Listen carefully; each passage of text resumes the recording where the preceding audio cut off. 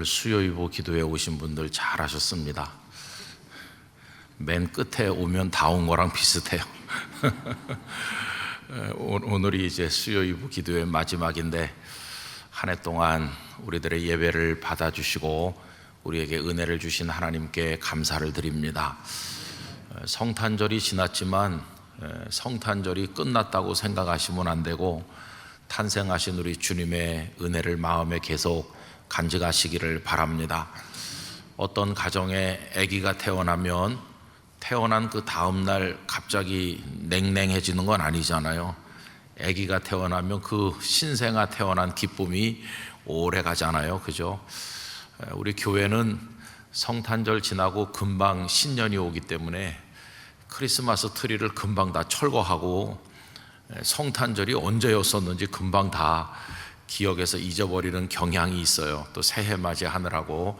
그렇지만 여러분, 성탄의 은혜를 계속해서 마음속에 간직하시고 설령 트리를 치운다고 해도 우리 성도님들의 마음에는 트리가 1년 내내 있기를 원합니다. 예수님 탄생의 기쁨을 언제나 누리시기를 바랍니다. 일어나라 빛을 발하라, 우리 찬양대에서 이사야 60장 1절에 있는 그 가사를 가지고 만든 찬양을 올려주셨는데, 하나님의 빛이 우리에게 임한 것이죠. 여호와의 영광이 우리에게 임한 것이고, 여러분 그 말씀 따라서 하나님의 빛 가운데, 하나님의 영광 가운데 살기를 간절히 원합니다. 지난주에 이어서 오늘 이제 스데반 집사님의 설교 내용을 우리가 같이 묵상하고 있는데, 지난주에 같이 나눴던 것은 뭐냐 하면은 하나님을 따르는 방식이 뭐냐. 아브라함이 이제 하나님의 말씀을 따라서 갈대아 우르를 떠나고 하란을 거쳐서 아버지가 살아 계심에도 불구하고 가나안 땅에까지 내려갔는데 하나님은 발붙일 곳조차 주시지 않으셨고, 그래서 유리방황하는 아람 사람처럼 그렇게 살았다. 그리고 하나님께서는 그저 약속을 주셨을 뿐이다. 그럼에도 불구하고 아브라함은 하나님의 모든 말씀을 따랐다. 하나님을 따르는 방식이 뭔가 하는 것을 생각했었습니다. 여러분, 하나님을 따르는 방식은 믿음입니다. 믿음으로 하나님을 따르는 것입니다. 하나님의 모든 말씀과 우리의 삶을 이끌어 가시는 것이 합리적이거나 언제나 이해가 되거나 또 우리에게 당장 무슨 이익이 되기 때문에 따르는 게 아니라, 때로는 불합리한 것 같고 납득이 잘 안 되고 하나님께서 왜 이러실까 이런 의심이 들기도 하지만, 하나님의 사람은 끝까지 믿음으로 하나님을 따라야 한다. 이런 내용의 말씀을 우리 지난번에 생각했습니다. 그리고 이제 오늘 읽은 이 9절에서 16절 오면 그 이야기의 초점이 이삭과 야곱을 이제 건너뛰고 요셉에게 초점을 맞추는 것을 볼 수 있어요. 여러분, 사실 이 스데반 집사님의 설교는 쭉 내려가다 보면 맨 마지막에 예수 그리스도로 이제 그 귀결되거든요. 예수님은 유대인들만의 예수님이 아니시잖아요. 한 민족의 예수님이 아니시고 전 인류의 예수님이시고 전 세계를 구원하시는 하나님의 마스터 플랜의 그 정점에 계신 분이시죠. 그러니까 스데반 집사님은 아브라함 한 사람의 이야기를 하는 것 같지만 사실은 전 인류의 이야기를 지금 하시고 계신 거다 하는 걸 알게 돼요. 그런데 전 인류의 이야기를 하는데 그 내용을 들여다보면 한 사람의 이야기를 하거든요. 우리 지난번에 생각한 말씀은 아브라함 한 사람 이야기를 하는 거고, 이제 오늘에 와서 보면은 요셉이라는 한 사람의 초점을 맞춰서 하고 있는 거죠. 여러분, 이건 하나님께서 이 세상을 이끌고 나가시는 참 놀라운 방법인데, 하나님은 전 세계 인류를 다루고 계셔요. 그런데 하나님께서 전 세계 인류를 다루시는 그 방법 속에 한 사람을 선택해서 쓰시는 그런 손길이 있다는 것을 알게 돼요. 하나님은 한 사람을 통해 전체를 구원하기도 하시고, 그 전체 속에서 한 사람이 세워지게 만들기도 하시고, 영락교회 공동체를 통해서 우리가 한 사람의 오늘날의 모세, 오늘날의 엘리야를 키워낼 수 있다면 이건 놀라운 것입니다. 또 한 사람의 하나님의 종이 올바르게 세워지면 그 한 사람으로 인해서 위대한 하나님의 역사를 우리가 경험하게 될 것입니다. 우리 한경직 목사님 한 분이시잖아요. 지금 한 분 한경직 목사님을 통해서 얼마나 놀라운 일들이 일어났습니까? 제가 며칠 전에 유튜브 영상을 보게 됐는데 벌써 오래전에 방영되었던 KBS 1 텔레비전에서 한경직 목사님 특집을 1시간 성탄절에 방송한 일이 있었거든요. 아마 한 12, 13년 정도 된 건지 모르겠는데 그걸 제가 또 1시간 동안 보면서 우리 한경직 목사님에 관한 생각을 이제 다시 또 한번 하게 되었어요. 여러분, 그 한 사람이 얼마나 소중한가, 또 그 한 사람을 통해서 하나님은 전체의 은혜를 베푸시고 역사하신다, 이런 것도 깨닫게 돼요. 그래서 오늘 본문은 이제 요셉이라는 한 사람에게 집중되는 것을 볼 수 있는데, 근데 조금 하나님께서 일하시는 방식이 우리가 생각하는 거랑 다르다는 걸 알 수 있습니다. 지난주에 아브라함이 그렇게 순종하고 따르는데도 발붙일 곳도 주지 않으셨다는 데 대해서 우리가 약간 의아한 생각을 했어요. 우리 같으면 현수막 붙이면서 아브라함을 열렬히 환영해 주시고 그가 기뻐할 수 있도록 엄청난 땅을 주시고 이렇게 해야 될 것 같은데, 발붙일 땅도 주지 않으셨다고 하는 하나님의 그 좀 이상한 이끄시는 방법에 대해서 우리가 살펴본 바가 있잖아요. 오늘도 보면은 요셉 한 사람을 통해서 그 야곱의 가족 전체가 구원을 받고 이스라엘의 역사로 이렇게 이어져 나가는데, 그 요셉 한 사람의 인생을 다루시는 하나님의 방식이 좀 우리 생각과는 다르다는 걸 알 수 있어요. 요셉이 애굽의 총리가 되어서 흉년에 굶어 죽을 위기를 만난 야곱의 가족들도 구원받고 애굽의 백성들도 다 구원받았잖아요. 근데 그때까지 어떤 과정을 거쳤습니까? 형들에게 미움받았고 형들에 의해서 팔렸고, 그래서 보디발의 집에 노예가 됐고, 얼마나 보디발의 집에서 노예로 고생했고 또 억울한 누명을 뒤집어 쓰고 간악한 보디발의 아내 그 여인으로 인해서 그가 감옥에까지 가서 고통받지 않았습니까? 그 기간이 13년 동안이거든요. 17살 됐을 때 이제 꿈을 꾸었고, 그리고는 형들에게 미움을 더 많이 받게 됐고, 그 다음 일이 진행됐잖아요. 그래서 그 보디발의 집에서 몇 년 있다가 감옥에 갔는지 모르지만 하여튼 보디발의 집에 있었던 시간과 감옥에서 보낸 시간이 합쳐지면은 13년입니다. 왜냐하면 그가 총리가 됐을 때 나이가 30살이거든요. 여러분, 우리 30살은 우리나라 사회 문화적인 환경에서는 좀 젊은이들이 뭘 하기 어려운 30살이죠. 30살에 아직 공부를 다 못 끝낸 사람도 있고, 30살에 아직 직장을 못 얻은 젊은이들도 많고, 30살에 요즘 같은 환경에서는 결혼하면은 굉장히 빨리 하는 것 같이 생각될 정도로 결혼도 많이 늦고 그래요. 그런데 요셉은 30살에 모든 나라를 통째로 다스리는 총리가 됐으니까 대단하죠. 또 다윗도 30살에 왕이 됐고요. 그래서 옛날에 이런 웃기는 얘기가 있었습니다. 아버지가 아들을 야단치면서 이 녀석아, 요셉은 30에 총리가 되고 다윗은 30에 왕이 됐는데 너는 도대체 지금 뭐 하고 있는 거냐? 30이 넘어가지고. 이렇게 하니까 그 아들이 아버지한테 말했대요. 그 다윗은 아버지 나이에 왕이었어요.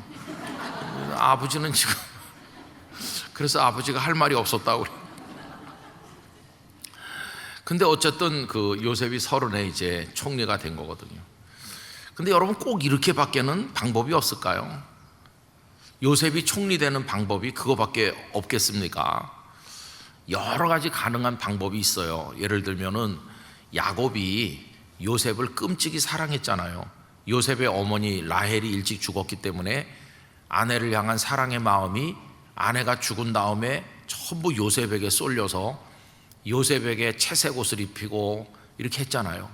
그러면은 야곱이 요셉을 끔찍이 아낀 나머지 얘는 양이나 먹이는 목자가 되게 할 수는 없지. 얘는 특별한 공부를 시켜야 되겠다. 이래가지고 그 일대에 아주 뛰어난 학자들을 불러가지고 특별 과외를 받게, 특별 교육을 받도록 키우다가 그들이 이렇게 말하겠죠. 얘는 이제 더 가르칠 게 없으니까 아예 큰 나라인 애굽으로 유학을 보내시라. 그래서 애굽에 가서 그 애굽의 궁궐에 세계적인 학자들 밑에서 키우면 훌륭한 인재가 될 겁니다. 이래가지고 많은 학자들을 딸려 보내가지고 또 심부름 많은 하인들도 많이 보내서, 그래서 애굽에서 최고의 학문을 배우게 하고 애굽의 궁정에서 일하는 사람들, 애굽의 고위 관리들, 애굽의 저명한 사람들과 줄을 대가지고, 그래서 인맥을 만들고, 그래 나중에 그 요셉이 성장했을 때 그 이름이 사방에 알려져 가지고, 그래서 애굽이 흉년을 만났을 때 애굽의 신하들이 해결 못하고 머리를 맞대고 끙끙대다가 누군가가 내가 아주 뛰어난 인재를 알고 있습니다. 그 사람은 일찍부터 우리나라에 와서 유학을 했는데 아주 탁월한 인재입니다. 그 사람을 한번 불러서 이 해결책을 들어보면 어떨까요? 이래가지고 요셉이 초청돼서 올 수도 있잖아요. 초청돼서 와가지고 바로 왕 앞에 왔을 때 바로가 이 난제를 어떻게 하면 좋겠느냐 그랬을 때 요셉이 멋지게 얘기를 하고 너밖에 없으니 총리를 해라 이럴 수도 있잖아요. 그러면 그 보디발의 집에서 노예살이를 하거나 감옥에 가서 고생하거나 그러는 거 없을 수도 있잖아요. 총리가 되는 길이 그거밖에 없는 건 아닌데, 방금 전에 제가 말씀드린 것처럼 그런 방식으로도 얼마든지 총리가 될 수도 있고, 또 설령 뭐 애굽에 유학을 가지 않았다 할지라도 그냥 가나안 땅에 살아도 워낙 탁월하다고 사방에 명성이 나면은 바로의 신하들이 가나안 땅까지 와서 초청해 갈 수도 있는 거고, 뭐 그런 거 아니겠어요? 그런데 꼭 이렇게 팔려가게 만들으셔야만 되는 건지, 그래서 고생을 그 밑바닥에서 하도록 하셔야만 하는 건지 참 이상하다 그런 생각이 들잖아요. 신학교 가서 보면 그 신학교 들어온 우리 동기들 보면은 뭐 유복한 가정에 태어나서 제때 공부를 다 과정을 마치고 또 훌륭한 대학에 졸업을 하고 모든 걸 다 갖추고 평탄하게 들어온 사람은 불과 몇 명 없어요. 다 보면 뭐 상처가 있고 사연이 많고 어려움이 많고 그래가지고 이렇게 저렇게 사연이 쌓인 끝에 결론 신학교 가야 되겠다 그래갖고 온 사람들이 많은 거예요. 하나님 왜 그렇게 바닥에 집어 던졌다가 신학교에 오게 하실까 이런 생각도 해보는 거죠. 그래서 여러분 요셉은 한마디로 말하면 팔린 자였어요. 팔린 자. 여러분 오늘 본문에도 보면은 9절에 뭐라고 되어 있습니까? 여러 조상은 이제 요셉의 형들을 말하는 거고, 요셉을 시기하여 애굽에 팔았더니 팔린 자가 됐어요. 팔린 자가 되니까 약자가 된 것이고 낮은 자가 된 거예요. 노예니까 가장 낮은 자, 아무 힘이 없으니까 약자, 그렇게 됐어요. 여러분 주인공인데 가장 약자고 가장 낮은 자가 된 거예요. 그런데 하나님은 참 이상하시죠. 그렇게 연약하고 낮은 자리에 있고 형편없고 희망이 없는 사람을 또 사용하시는 게 하나님의 이상한 방식이에요. 그래서 그 다음에 보면 동사들이 나오는데 잘 보십시오. 9절 끝에 이제는 하나님이 등장하시죠. 하나님께서 주어가 되셔서 등장하시는 거예요. 이제 하나님의 무대가 펼쳐졌어요. 하나님께서 뭘 어떻게 하셨나? 하나님이 첫째 그와 함께 계셔. 여러분 이 함께 계셔가 우리에게도 이루어지기를 원합니다. 하나님이 그와 함께 계셔. 최고의 축복이죠, 그죠? 하나님께서 나와 함께 계셔. 이번 성탄절에도 24일 날 주일날 저는 설교를 5번 하고 또 그 다음에 우리 유아 세례식이 있었고 유아 세례식 끝난 다음에 우리 애기들하고 여기서 다 또 사진 찍고 그거 다 찍은 다음에 저는 현대 아산병원에 문상을 가고 그래갖고 밤 늦게 왔다가 25일 날 또 새벽에 일부 예배부터 또 설교를 하고 설교 폭탄을 맞아가지고 설교를 엄청 많이 하는 거예요 요새요. 그 와중에 오이코스도 펑크 내면 안 되니까 계속 찍고 그러니까 이제 엄청나게 바쁘잖아요. 이런 바쁜 날을 또 23일 저녁엔 고요한 밤 거룩한 밤 부르라 그래갖고 그것까지 또 부르고 가수까지 하려고 그러니까 요새는 근데 이 목회자들이 성탄절 되면은 정말 바쁩니다. 뭐 성탄의 의미를 묵상하고 앉아 있을 시간 여유가 없어요. 평소 때보다 몇 배로 바쁘니까. 근데 제가 아내에게도 잠깐 말했지만은 이번 성탄절은 저에게 참 행복했어요. 왜 그러냐 하면은 하나님이 이 땅에 오셨다. 이게요 성탄절의 대주제 아닙니까? 하나님이 이 땅에 오셨다는 게 지금까지 제가 경험한 어떤 성탄절보다도 아주 강력하게 제 마음속에 깨달아졌어요. 하나님이 오셨다. 이 땅에 오셨는데 그 하나님이 내 안에 오셨다. 이게요 저에게 참 은혜가 됐어요. 제 아내에게 이번 성탄절은 내가 큰 은혜를 받았다 이렇게 얘기를 했습니다. 여러분 하나님이 내게 들어오신 거예요. 성탄절이 그런 거예요. 여러분 탄생하신 예수님께서 우리 영락교회 성도들의 가슴 속에 임하시기를 축복합니다. 하나님이 어떤 분이세요? 하나님은 말로 형언할 수가 없어요. 얼마나 위대하시고 놀라운 분이신데 감히 우리가 바라볼 수도 없어요. 그런 하나님이 내게 들어오셨다는 게 이게 얼마나 가슴 벅찬 엄청난 축복입니까? 여기 지금 요거 하나님이 그와 함께 계셔 아주 몇 글자 안 돼요. 여러분 거기 줄을 치셔서 그게 여러분들에게 이루어지시기를 기도하시기 바랍니다. 하나님이 나와 함께 계셔. 근데 그가 누굽니까? 그가 어떤 사람이에요? 팔려간 사람이에요. 팔려간 사람, 노예. 하나님이 보디발과 함께 계셔, 바로왕과 함께 계셔가 아니고 하나님이 저 밑바닥에 있는 팔린 자와 함께 계셔. 이게 놀라운 복음이죠. 복음. 여러분 이 세상에서는 팔린 자와 함께 하지 않아요. 팔린 자는 밟고 지나가죠. 누가 그 팔려가지고 밑바닥 인생인 사람 곁에 가서 관심 보이고 사랑해 줍니까? 아무도 안 그래요. 이 세상은. 이 세상은 보디발 앞에 몰려들게 돼 있어요. 바로왕 앞에 가서 다 엎드리고. 왜? 거기서 권력과 부귀 영화가 나오니까. 저 밑바닥에 있는 노예 같은 건 사람으로 치지도 않아요. 그런데 하나님은 그 팔린 노예와 함께 계신 거예요. 그 다음에 10절 참 놀랍죠. 하나님이 역시 하나님이 주어이신데 그 모든 환난에서 건져내사. 얼마나 놀랍습니까? 동사들만 읽어봐도 함께 하셨다, 건져내셨다. 여러분 이거 우리에게 이루어지기를 소원합니다. 애굽왕 바로 앞에서 은총과 지혜를 주셨다.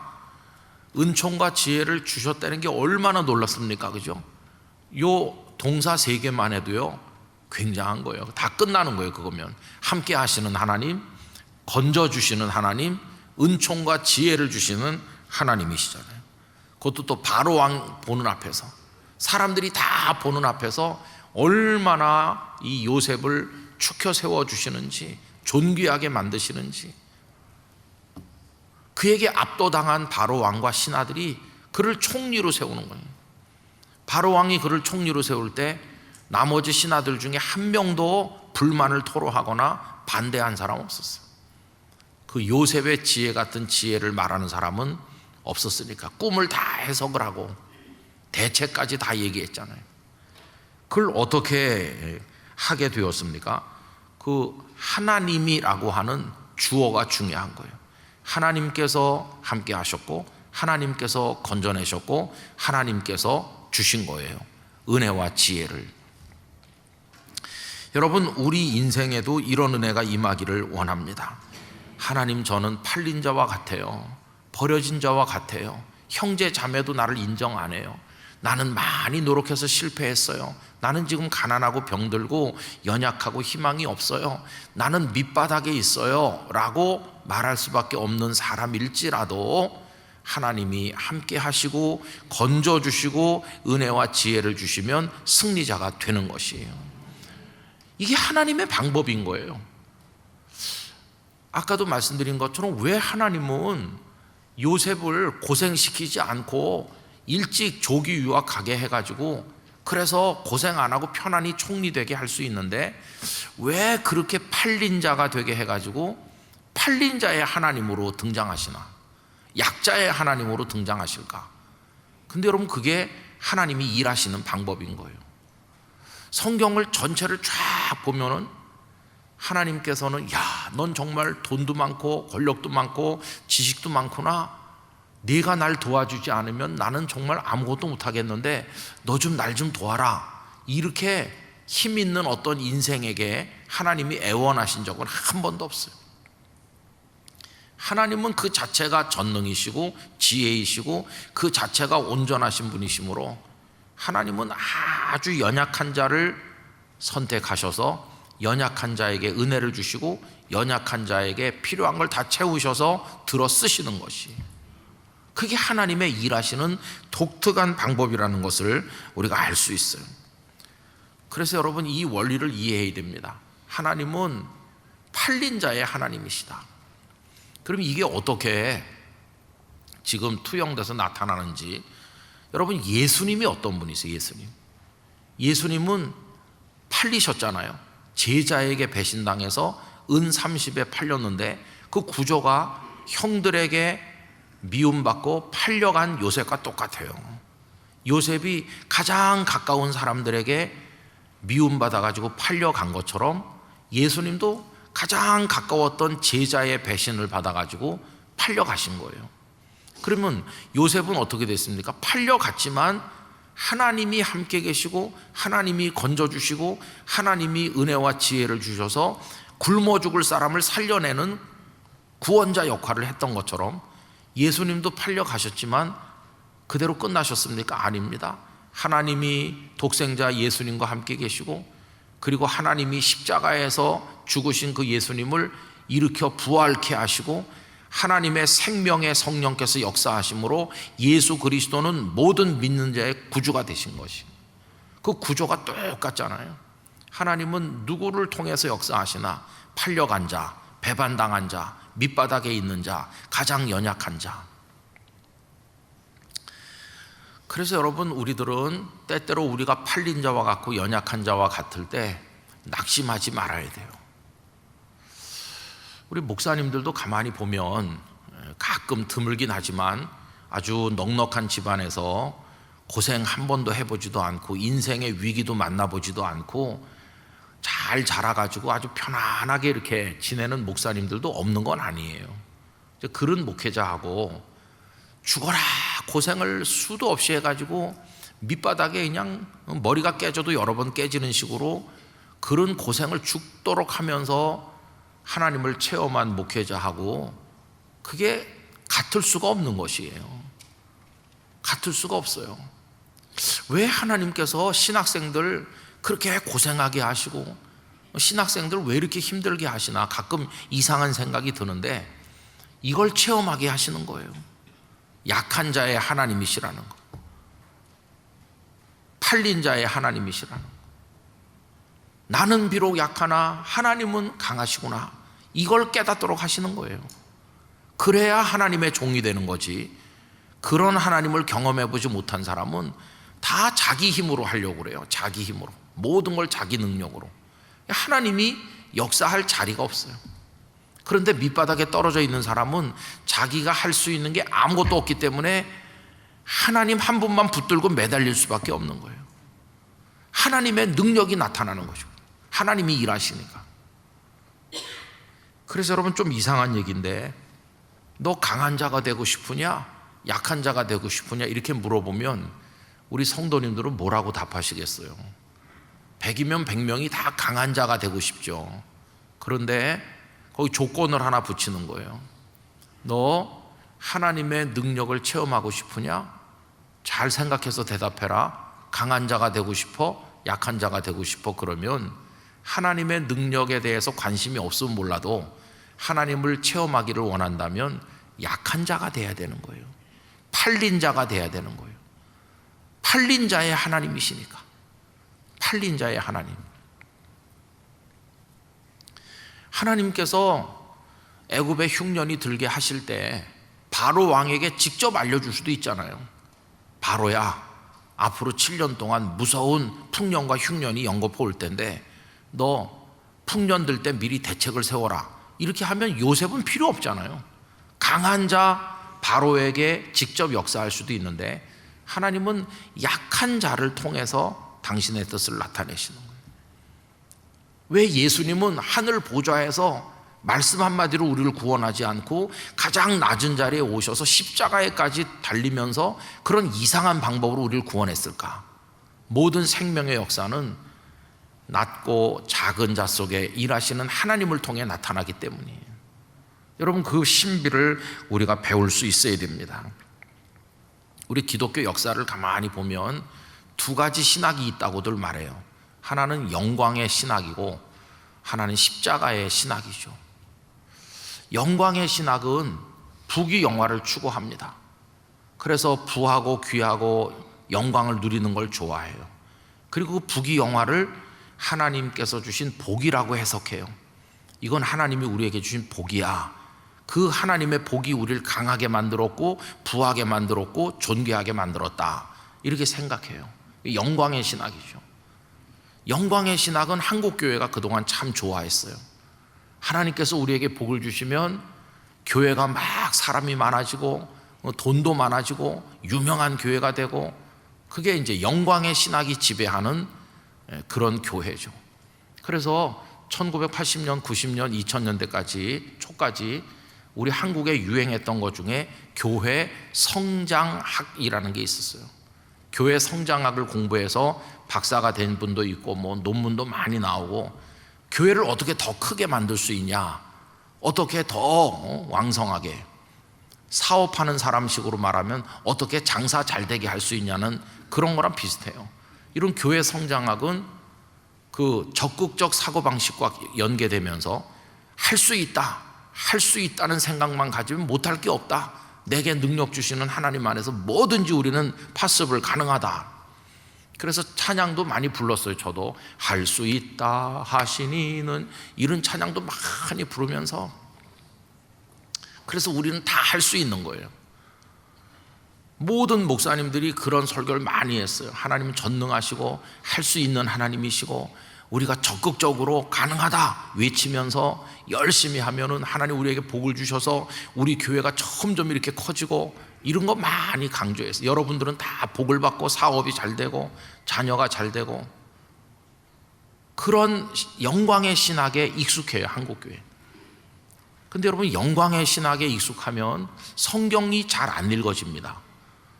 영광의 신학에 익숙하면은요, 성경 말씀이 이해가 잘 안 될 수밖에 없어요. 왜 그러냐 하면은 부자 청년 관원이 예수님을 찾아와서 어떻게 하면 영생을 얻습니까? 물었을 때 부자 청년 관원은 이미 복을 받은 사람 아니에요. 부자에다가 아직도 젊고 쌩쌩하고 거기다가 지위도 높고 영생에 대한 관심도 있으니까 영광의 신학의 입장에서 보면 이 사람은 다 갖춘 사람이지 부족한 게 없잖아요.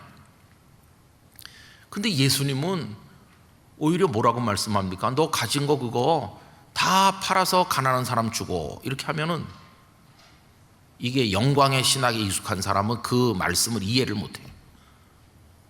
다 팔아서 주면 아무것도 없는데 그건 하나님의 복이 아니잖아요. 점점 많아지는 게 복이지. 있던 거 다 내놓으면 거렁뱅이가 되는 게 무슨 복이겠어요.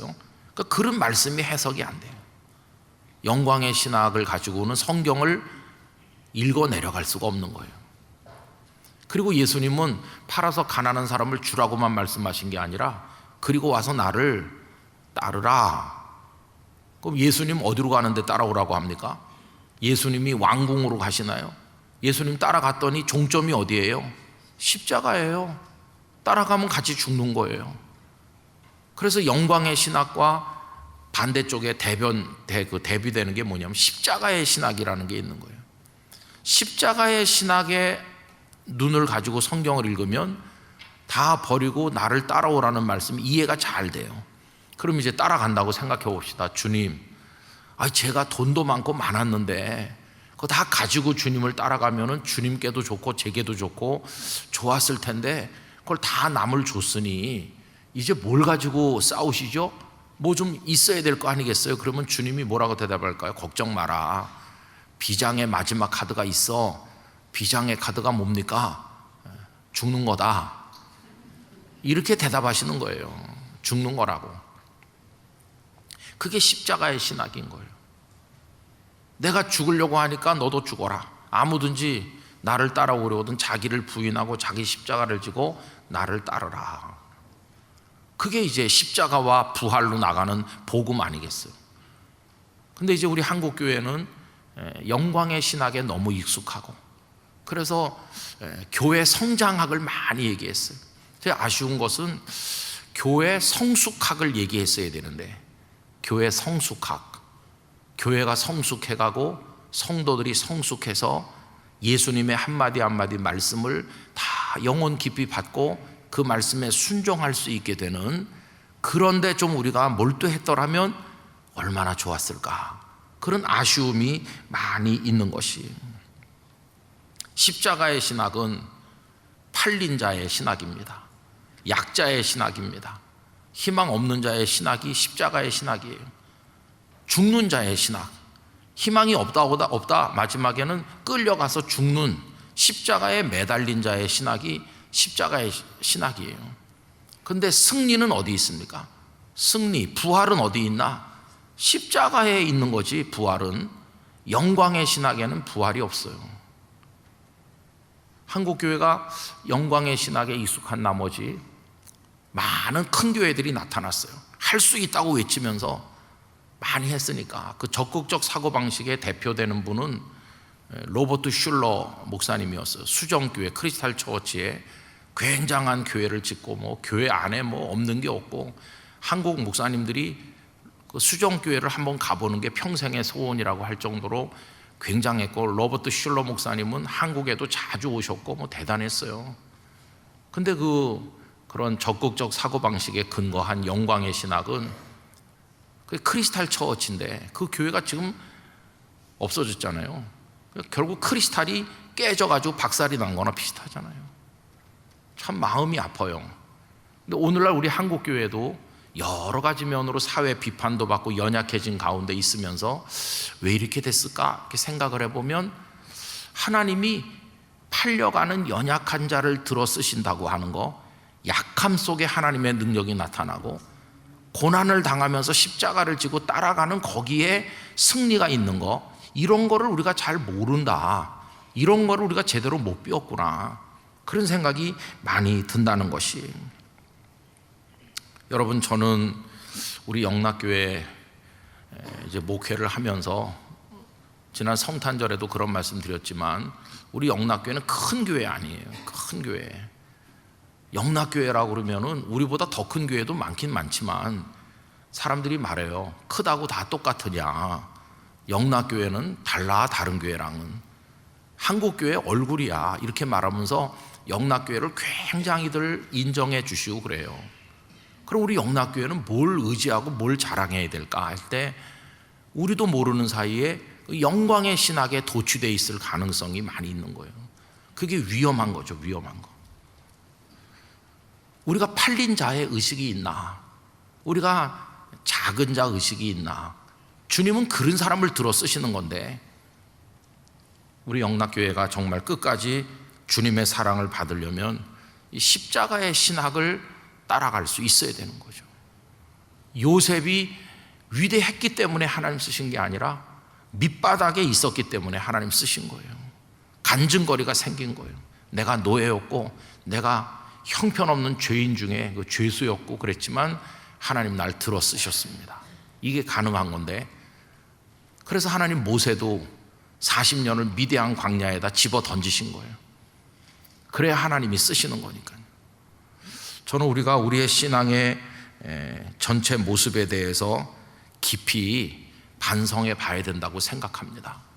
내가 이렇게 훌륭한 영락교회에서 오래 다녔고 여기서 내가 중직자가 됐고 그러니까 나는 뭐 다 잘하고 있는 건가 이렇게 그냥 넘어가면 안 되고 냉정하게 내 신앙의 성격이 어떤 신앙이고 내 신앙이 어디가 문제가 있고 병들었는지 이런 것들을 잘 생각해 봐야 돼요.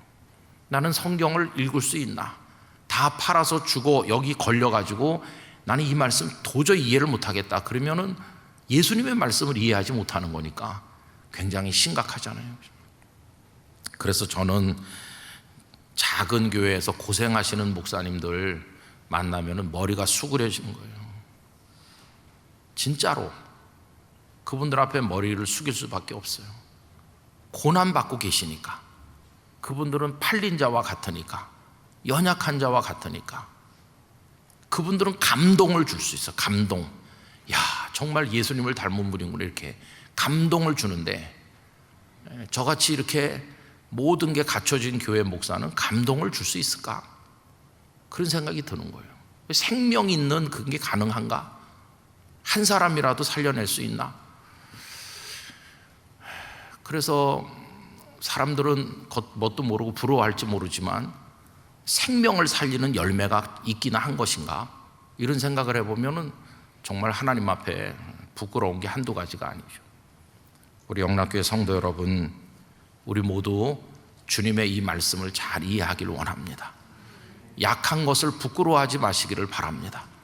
커지는 게 어려울까 아니면 작아지는 게 어려울까? 제가 해보니까 커지는 것도 어려워요. 어렵지만은 주님 앞에 작아지는 건 훨씬 더 어려운 거예요. 주님 앞에 소자가 되는 거, 팔린 자 의식을 가지고 사는 거는 훨씬 더 어려운 건데 그게 진짜 진국신앙이에요. 그게 진짜 신앙 그런 것이에요. 그렇게 할 때 하나님 우리를 들어서 쓰실 줄로 믿습니다. 희망이 없구나 할 때 하나님의 손이 우리를 붙드는 것이고 나는 아무 힘도 없구나 그럴 때 전능자가 우리를 품에 끌어안아 주시는 것이고 그게 요셉도 경험했고 다 그런 것이에요. 근데 이게 말이죠. 스데반 집사님 자기 얘기를 하는 거예요. 지금 스데반 집사님이 지금 끌려왔잖아요. 끌려와서 사내들인 공회 앞에 지금 있는 건데 이제 돌에 맞아 죽을 거 아닙니까? 스데반은 끌려온 자고 요셉과 처지가 똑같은 거예요. 끌려와서 노예로 사는 요셉이나 끌려와서 폭력적인 그들 앞에 서 있는 스데반이나 그러다 스데반 집사님 죽는 거 아닙니까? 그럼 죽어서 실패했나? 아니요. 그는 돌에 맞아 죽었지만 영원히 말하는 위대한 순교자, 최초의 순교자로 하늘의 별처럼 빛나는 거죠. 하나님은 끌려온 자를 통해서 지금도 말씀하고 계시다. 이게 생각하면은 스데반 본인의 얘기를 지금 하고 있구나. 지금 입으로는 요셉을 얘기하고 있지만 사실은 스데반 자신의 얘기를 하는 거나 마찬가지고 예수님이 그렇게 하신 것이고. 그래서 여러분 오늘 한 해 마무리하는 수요 2부 기도의 시간인데 우리들의 신앙의 모습을 찬찬히 잘 점검하면서 하나님의 은혜가 머무는 성도가 되시기를 바랍니다. 함께 하시고 건져주시고 은혜와 지혜를 주시다. 하나님이 누구에게 팔린 자에게 약한 자에게 그래서 들어 쓰셨다면 주님 저와 함께 해주시고 저를 고난 중에서 건져주시고 저에게 필요한 것들을 주셔서 제가 한없이 작은 자지만 저를 들어서 하나님의 뜻을 이루어 주시옵소서. 그런 기도를 드리는 성도가 돼야 될 줄로 믿습니다. 여러분에게 그런 은혜가 임하시기를 간절히 축원합니다. 기도하겠습니다. 아버지 하나님, 하나님의 일하시는 방식을 오늘 본문에서 살펴봅니다. 팔린 자 한 사람과 함께 계셨고 그 팔린 자를 지켜 보호하시고 건져내셨고 그 팔린 자에게 은혜와 지혜를 주셔서 세상을 구원하게 만드셨습니다. 하나님은 고난당하는 자 속에 함께 계시며 고난당하는 자를 들어 쓰시며 십자가 지는 자 예수님이 생명의 구주가 되게 하셨습니다. 그러나 저희들은 영광만 추구하고 부귀영화만을 따르고 그것을 하나님의 복이라 이해하며 반대의 길을 걸어간 것은 아닌가 안타까운 생각을 반성적으로 해봅니다. 이제 저희로 하여금 주님의 우리를 다루시는 방법을 깨닫게 해주시고 연약할지라도 낭망치 말게 하시고 함께 계시고 건져주시고 필요한 것을 주셔서 쓰시는 하나님의 손에 붙들리게 하여 주시옵소서. 우리 영락교회도 그러한 교회가 되게 하여 주시옵소서. 예수님의 이름으로 기도하옵나이다. 아멘.